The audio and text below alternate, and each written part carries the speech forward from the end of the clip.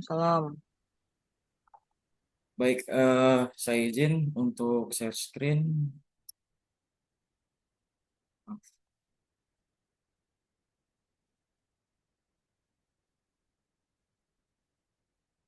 Eh, Assalamualaikum warahmatullahi wabarakatuh.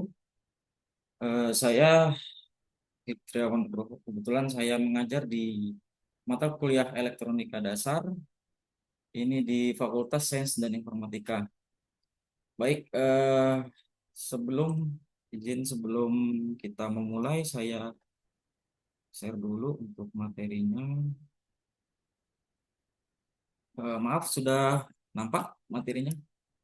Izin Bapak Ibu. Nampak Pak, sudah kelihatan. Baik, kita mulai. Bismillahirrahmanirrahim.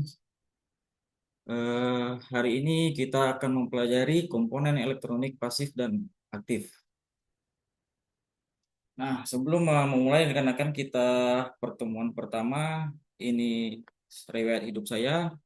Saya, nama saya Fitriawan Nugroho, lahir di Pangkal Pinang. Kemudian saya home base-nya di program studi Rekayasa Sistem Komputer, itu di Fakultas Sains dan Informatika Universitas Petiba. Seriwayat pendidikan saya S1-nya di Teknik di Universitas Islam Indonesia, kemudian S2-nya di Ekonomi, itu Magister Manajemen. Riwayat tugas saat ini saya mulai bertugas sebagai dosen atau akademisi itu di tahun 2023. Sebelumnya saya praktisi di Jakarta di sebuah perusahaan multinasional. Kemudian ini untuk ID Sinta saya bisa dilihat nanti di website Sinta, kemudian Scholar, ini mengenai penelitian-penelitian yang telah saya laksanakan. Baik, kemudian tujuan dari pembelajaran ini kita masuk ke sub CPMK 1 yang dimana mahasiswa itu mampu menjelaskan perbedaan antara komponen elektronik pasif dan aktif. Baik, saya akan mencoba untuk memanggil mahasiswa, coba dijelaskan mengenai komponen elektronik. Coba untuk Pak Daniel mungkin, silakan, izin Pak, Ya, Pak. Ya, boleh dijelaskan mengenai komponen elektronik. komponen elektronik ya Pak ya, ada Ya, resistor Pak, oke. untuk hambatan, Hmm, kemudian ada apa ya, switch atau saklar, ya, kemudian ada transformator, hmm, transistor, oke, ya, baik. kira-kira seperti itu Pak. Ya, baik, cukup. Terima kasih. Jawabannya cukup bagus. Eh, Benar dikatakan Pak Daniel itu mengenai komponen elektronik. Itu kan elektronik itu bisa dibagi menjadi dua, yaitu ada pasif dan aktif. Yang dibilangkan tadi, yang dikatakan tadi untuk resistor. Resistor itu masuk ke dalam kategori elektronik pasif. Nah, dan yang lain-lain itu ada yang pasif dan aktif juga. Di sini jadi tujuan kita itu mahasiswa itu diharapkan dapat memahami komponen elektronik. Kemudian mahasiswa dapat membedakan dan mendefinisikan elektronik pasif dan aktif. Kemudian keluaran dari sini mahasiswa itu diharapkan dapat menjelaskan komponen elektronik pasif dan aktif tersebut. Nah, dari isi pertemuan pertama kita ini kita bisa melihat dalam slide itu ada komponen elektronik, kemudian masuk ke elektronik pasif, kemudian elektronik aktif dan perbedaan elektronik pasif dan aktif. Di mana di akhir pertemuan kita akan melaksanakan tugas yang dari materi yang disampaikan. Oke, sebelum memulai lanjut ke komponen elektronik, mungkin dari mahasiswa, rekan mahasiswa bisa join menuju ke menti.com yang telah saya sediakan.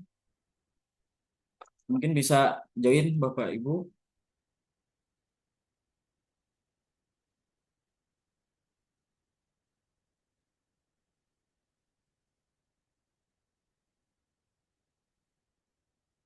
Mungkin sudah bisa. Baik, dari sini kita lihat dari rekan-rekan itu untuk mention ini, ya cukup baik. Jadi rekan-rekan mahasiswa cukup paham mengenai komponen elektronik dalam materi ini. Kemudian kita lanjut masuk ke komponen elektroniknya. Dapat kita lihat dalam video yang ditayangkan, ini merupakan komponen-komponen yang memang kita namanya elektronika dasar ini mata kuliah yang dasar itu berhubungan dengan arus-arus yang arus rendah, jadi tidak menggunakan arus-arus tinggi. Jadi di sini dapat kita lihat ini ada resistor, kemudian Arduino ini yang termasuk dalam rangkaian-rangkaian elektronik yang akan kita pelajari. Nah, sebelumnya kita lihat dulu tutorial ini. Ini merupakan perakitan atau DIY mengenai robot line mesh. Di sini terdapat beberapa rangkaian yang akan kita bahas nanti di tugas. Eh, ini ada roda, kemudian gearbox, dinamo. Ini merupakan rangkaian-rangkaian komponen elektronik yang akan kita bahas.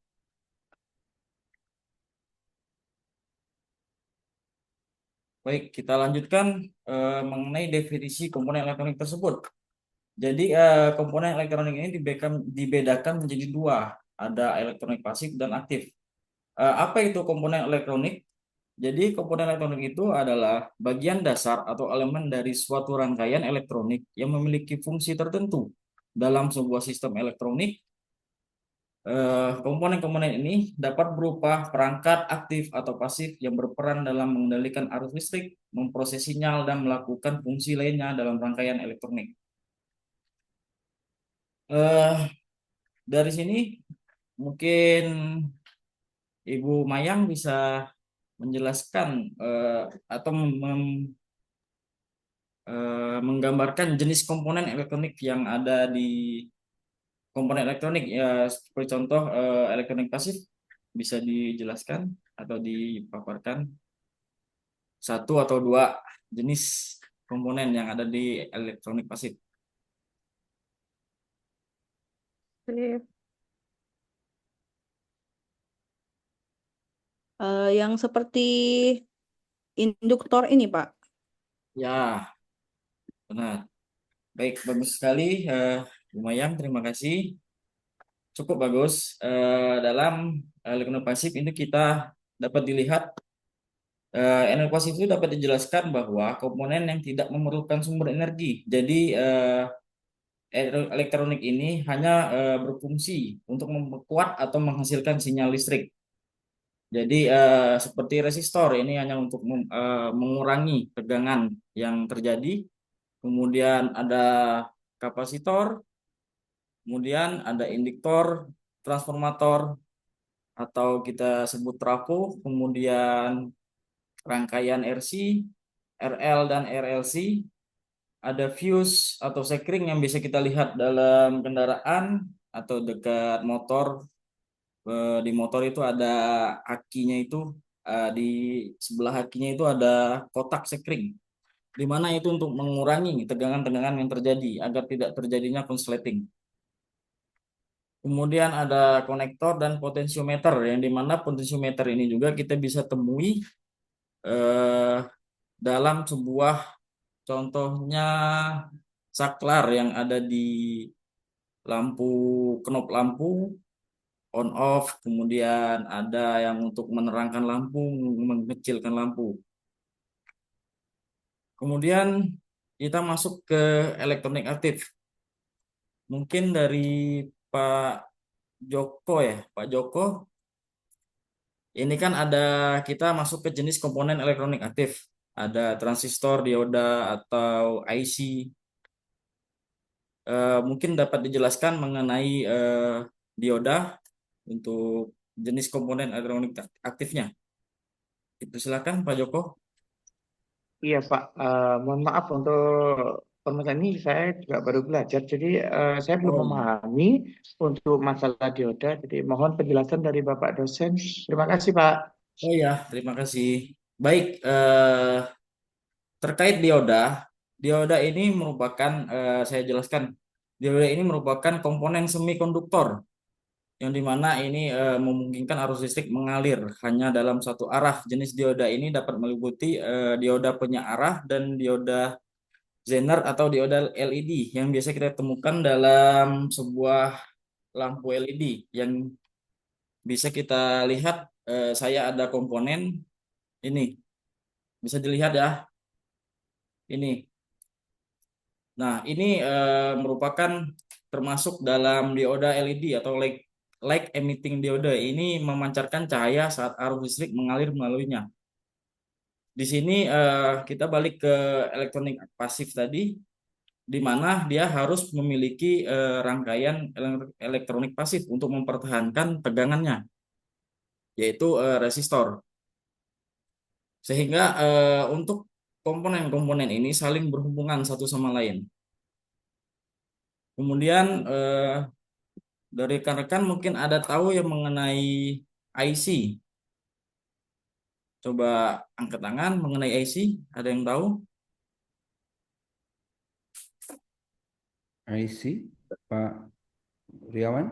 Ya, silakan Pak Ya, Dangin. IC adalah integrated circuit yang mana digunakan sebagai media untuk menanamkan chips-chips yang diperlukan. Seperti Ya, itu, Pak. oke, baik, sangat bagus. Benar yang dikatakan Pak Dangin, ya. IC ini merupakan chip yang mengintegrasikan sejumlah besar transistor, resistor, dan kapasitor. Di mana ini yang merupakan, ya, kalau kita bilang intinya. Nah, di sini saya juga sudah megang hardware-nya. Bisa kita lihat, memang kecil bentuknya pada kamera ya. Ini IC. Jadi ya ketika IC ini terjadi kendala itu akan menyebabkan semua rangkaiannya error. Jadi ini sangat kompleks sekali. Kemudian kita lanjutkan untuk mengenai perbedaan elektronik pasif dan aktif. Nah, komponen aktif dan pasif ini memiliki peran dan karakteristik yang berbeda. Dari elektronik pasif ini, yang pertama itu tidak memerlukan sumber daya eksternal atau kemudian tidak memperkuat sinyal dan fungsi dasar. Di mana kenapa tidak memerlukan sumber daya eksternal ini? Dikarenakan sumber energi eksternal untuk berfungsi mereka bekerja hanya berdasarkan arus dan tegangan yang ada dalam rangkaian. Kemudian dalam tidak memperkuat sinyal ini, komponen pasif tidak dapat memperkuat sinyal listrik, mereka hanya mengatur atau mengubah aliran arus dan tegangan. Dalam fungsi dasarnya, komponen pasif digunakan untuk resistansi, kapasitansi, dan induktansi dalam rangkaian. Mereka dapat menyimpan energi dalam bentuk medan listrik atau magnetik, tetapi tidak dapat memperkuat atau mengubah sinyal aktif. Selanjutnya kita masuk ke elektronik aktif yang mengenai perbedaan elektronik pasif dan aktif. Ini terbagi tiga juga, yaitu ada aktif ini memerlukan sumber energi, di mana mereka menggunakan daya untuk mengontrol arus, tegangan, dan rangkaian. Kemudian dalam memperkuat sinyal, komponen aktif dapat memperkuat sinyal listrik, mereka dapat meningkatkan kekuatan sinyal input atau menghasilkan sinyal output yang lebih besar. Fungsinya ini lebih kompleks dikarenakan dapat mengendalikan arus, memperkuat sinyal, dan melakukan fungsi logika dalam rangkaian elektronik. Jadi elektronik aktif ini memang cukup digunakan dan memang sangat kompleks jika terdapat kendala dalam rangkaiannya. Dapat kita lihat kemudian untuk secara tabel mengenai perbandingan komponen aktif dan pasif. Seperti yang kita jelaskan sebelumnya, mengenai sumber daya, komponen pasif itu tidak memerlukan sumber daya, sementara komponen aktif itu memerlukan sumber daya. Dalam penguatan sinyal, komponen pasif ini tidak memperkuat sinyal, dan sebaliknya komponen aktif itu memperkuat sinyal. Untuk fungsinya, komponen pasif ini mengatur arus, tegangan, dan menyimpan energi. Yang komponen aktif itu mengontrol aliran arus, memperkuat sinyal, melakukan fungsi logika. Untuk contohnya dapat kita lihat pada slide sebelumnya. Kemudian dari pemaparan ini kita dapat lakukan diskusi untuk pertanyaan-pertanyaan. Dari pemaparan, apakah ada pertanyaan yang ingin diajukan, Bapak Ibu? Dipersilakan. Saya berikan waktu 20 menit untuk bertanya.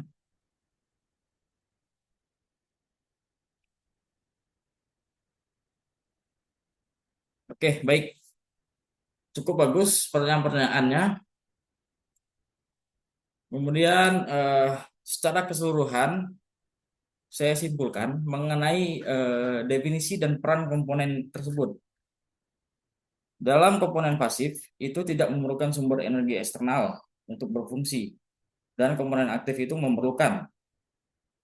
Untuk contoh-contohnya itu seperti resistor itu di komponen pasif, kemudian ada di komponen aktif itu transistor atau dioda atau IC. Kemudian perbedaan utamanya kita dapat lihat komponen pasif itu memperkuat sinyal, tidak dapat memperkuat sinyal dan bekerja berdasarkan arus dan tegangan yang ada dalam rangkaian, sedangkan komponen aktif dapat memperkuat sinyal dan memerlukan sumber energi eksternal. Kemudian komponen pasif digunakan untuk resistansi, kapasitansi, dan induktansi, sementara komponen aktif digunakan untuk penguatan sinyal dan kontrol aliran arus dalam rangkaian. Baik, sebelum kita mengakhiri ini, saya akan memberikan tugas proyek kecil mengenai materi yang telah kita kerjakan. Ini instruksinya, kita mengerjakan tugas kasus berdasarkan pemahaman Anda tentang komponen elektronik pasif dan aktif yang telah dijelaskan dalam materi. Kemudian jawaban setiap pertanyaan itu dijelaskan dan berikan alasan dalam mendukung jawabannya. Kasusnya itu Anda bekerja sebagai seorang teknisi di sebuah perusahaan elektronik. Tugas Anda itu mendeskripsikan sebuah rangkaian elektronik yang digunakan dalam sebuah proyek inovasi. Rangkaian yang menggunakan kombinasi komponen elektronik pasif dan aktif untuk mencapai fungsionalitas yang diinginkan. Sebagai contoh pada video yang sebelumnya itu ada robot line mesh. Nah, jadi saya minta untuk mahasiswa itu menyiapkan sebuah format laporan berdasarkan kasus robot line mesh. Itu saya minta hanya untuk mengenai komponen-komponen yang ada. Dengan catatan berikan alasan teknis dalam setiap jawaban yang diberikan, kemudian gunakan referensi dari materi yang telah dipelajari untuk mendukung jawaban. Nah, untuk formatnya dapat diunduh melalui link dalam format laporan, kemudian tugas dikumpulkan dalam bentuk PDF dan dikirimkan melalui email saya sebelum pertemuan keempat. Jadi nanti kita sebelum pertemuan keempat kita bahas dulu untuk tugas ini. Kemudian jika tidak ada pertanyaan, saya ucapkan terima kasih. Semoga untuk materi ini dapat masuk dalam pembelajaran kita hari ini. Untuk materi minggu depan, kita akan bertemu mengenai jenis-jenisnya. Kita akan membahas lebih dalam lagi mengenai jenisnya. Demikian saya ucapkan billahi taufiq wal hidayah. Wassalamualaikum warahmatullahi wabarakatuh. Waalaikumsalam warahmatullahi wabarakatuh. Terima kasih. Luar biasa sekali nih Pak Fitriawan. Kita jadi paham juga nih mengenai elektro ini ya. Ya, di sini. Selanjutnya kalau secara penyampaian materinya bagaimana Pak Lilian? Oke, makasih Bu Eva. Oke, Pak Fitrawan ya, peserta terakhir ya hari ini untuk kelompok 5. Oke, eh, bahwa secara materi ya, karena ini pertemuan pertama ya kalau dilihat dari RPS-nya, ini adalah pertemuan pertama. Memang kita masih banyak metode yang sifatnya diskusi atau ceramah ya untuk menjelaskan terkait dengan apa mata kuliah isi mata kuliahnya, struktur mata kuliahnya seperti apa. Nah, sehingga nanti ke depannya atau pertemuan-pertemuan berikutnya itu memang sudah bisa diterapkan metode-metode pembelajaran yang lain. Ya, tetapi tidak menutup kemungkinan sebenarnya bisa di pertemuan pertama pun kita bisa sudah menggunakan metode pembelajaran diskusi misalnya atau metode pembelajaran yang lain lah. Tapi kalau PBJN mungkin belum bisa kita terapkan karena memang ini baru pertama. Ya. Nah, eh dari pendahuluan oke ya. Tadi saya melihat ada ya pretestnya, kemudian ada sapaan ya. Itu memang ya alur di dalam proses kita pembelajaran. Kemudian itu tadi karena ini sama seperti yang kasus Pak siapa tadi ada untuk yang pertemuan pertama juga, sehingga CPL atau CPMK dari mata kuliah ini memang harus diberikan dulu kepada mahasiswa, sehingga nanti kita sepakat bahwa kita tuh mata kuliah ini akan sampai di sini loh ininya. Kemudian capaian pembelajarannya seperti ini yang diberikan oleh prodi kepada kita. Nah, makanya di dalam ini ada nanti ya diskusi atau ada apa segala macam terkait dengan struktur mata kuliah ini perlu kita berikan di awal ya sehingga nanti mahasiswa nggak kaget sih sebenarnya ya. Tapi itu saya yakin udah didahului ya karena ini memang eh, ya itu biasanya isinya di kontrak kuliah ya gitu ya. Tapi minimal ada bahasanya ke sana. Ya. Nah, ini sudah memang masuk ke materi tadi terkait dengan elektronik. Elektronik ya? Ya, elektronik Ya benar ya? pada selalu.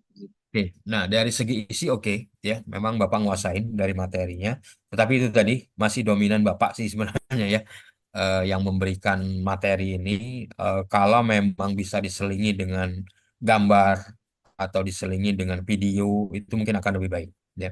Karena apa? Karena ilmu ini kan update istilahnya up to date kemudian ya seperti Bapak menjelaskan tentang robot mungkin robotnya yang ditampilkan gitu kemudian gambar videonya atau segala macamnya itu mungkin akan bisa menarik lagi bagi mahasiswa ya sehingga kita itu dalam proses penjelasan materi tidak monoton kita yang terus kita tetapi kita bisa berdasarkan pada gambar atau berdasarkan pada media-media pembelajaran yang lain ya.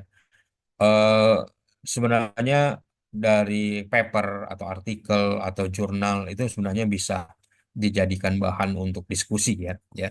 Jadi kita sudah mulai bisa mengajak mahasiswa kita untuk bisa melihat kepada jurnal gitu istilahnya. Jangan hanya nanti pada saat skripsi saja mereka baru paham dengan jurnal, tapi di awal-awal ini juga mungkin sudah pernah kita perkenalkan. Ini loh, perkembangan terakhir dari teknologi ini gitu. Ini yang sudah dibuat atau ditulis dalam paper ini gitu. Nah, ini mungkin akan juga menarik. Minimal kita mengajari ke mahasiswa kita bahwa oh di dunia pendidikan perguruan tinggi itu loh. Ada paper, kemudian ada karya tulis dan segala macamnya yang mungkin bisa mereka nanti bisa kembangkan di akhir mata kuliah ini atau di akhir mereka menyelesaikan studinya di program studi. Nah, kemudian dari penutup ya tadi ada penugasan yang diberikan udah oke ya. Dan tapi kasus ya tadi Mas ya. Ya, benar, Pak. Oke, ya kalau memang itu kasus sebenarnya mungkin kasusnya bisa dimunculkan di awal kuliah sih sebenarnya untuk pertemuan kedua misalnya gitu ya. Karena itu kalau memang nggak dibahas lagi di pertemuan ini, mungkin nanti munculkan di kedua ya mungkin akan lebih baik gitu sih ya jadi dia berbasis kasus dulu kemudian nanti akan masuk apa informasi-informasi dari paper dari apa segala macam sehingga mereka akan kaya dengan apa tentang ilmu tersebut ya tentang materi tersebut sehingga tugas kita itu tadi sebenarnya merangkum sih sebenarnya menyimpulkan atau sebagai fasilitator dalam hal ini untuk mengimpulkan informasi yang sudah dikeluarkan atau yang sudah didapatkan oleh mahasiswa-mahasiswa kita. Nah, mungkin itu Mas ya, secara ini hampir sama sih sebenarnya dengan yang lain tadi ya. Secara garis besarnya intinya adalah ini mungkin Bu Eva sebelum saya akhiri ya.